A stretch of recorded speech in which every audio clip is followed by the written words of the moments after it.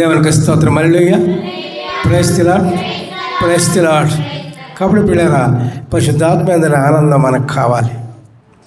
ఎన్ని ఆనందాలు ఉన్నా సరే పరిశుద్ధాత్మ అందరి ఆనందం ఉన్నప్పుడు మన జీవితం సరైపోతుంది, ఆటోమేటిక్గా సరైపోతుంది. మనం వేరే విధంగా ఆలోచించక్కర్లేదు పిల్లరా. నేను పరిచర్యకు ఎంతో పరిచర్య దేవుడు నాతో చేయించారు. దేవుడు నాతో వచ్చి మాట్లాడాడు. దేవుడు నాతో వస్తే నువ్వు అడుగు పెట్టిన చోట నేను ఉంటాను అన్నారు.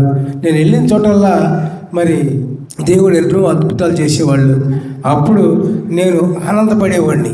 ఎందుకంటే పరిశుద్ధాత్మ దేవుడు ఆ విధంగా పలికి మాలినటువంటి మానవుల నిమిత్తం ఆయన వచ్చి అద్భుతాలు చేస్తూ ఉన్నాడంటే ఎంత ఆనందం వేస్తుందండి. దేవునికి స్తోత్రం. హల్లెలూయా.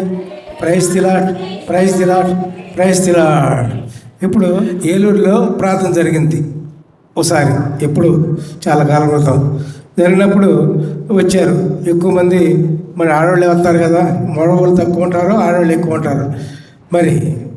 అప్పుడు ప్రార్థన అంతా అయిపోయిన తర్వాత ప్రార్థన చేస్తూ ఉంటే పడిపోయేవాడు జనాలు పడిపోయినప్పుడు ఏంటి ఎట్ట పడిపోతున్నారని వాళ్ళకి అనుమానం వచ్చింది. కూడా ఆడవాళ్ళకి ఒకవాళ్ళు నన్ను అంటుకోవటం మొదలెట్టారు.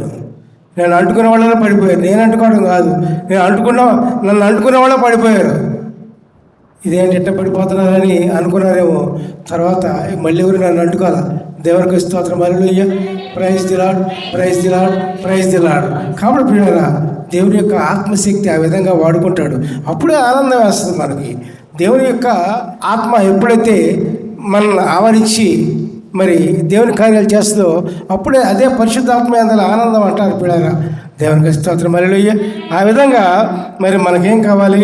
3 అంశాలు. దేవుడిచ్చే విందు ఏంటి చెప్పండి ఒకసారి. 3 అంశాలు ఏంటయ్యి?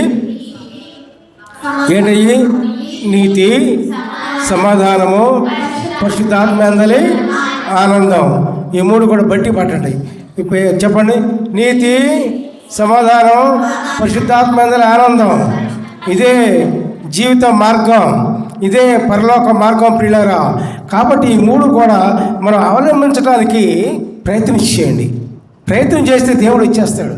ప్రయత్నం చేయండి. ఈ ఒక్కసారి రావు. ప్రయత్నం అనేది మనకు ఉండాలి ఖచ్చితంగా.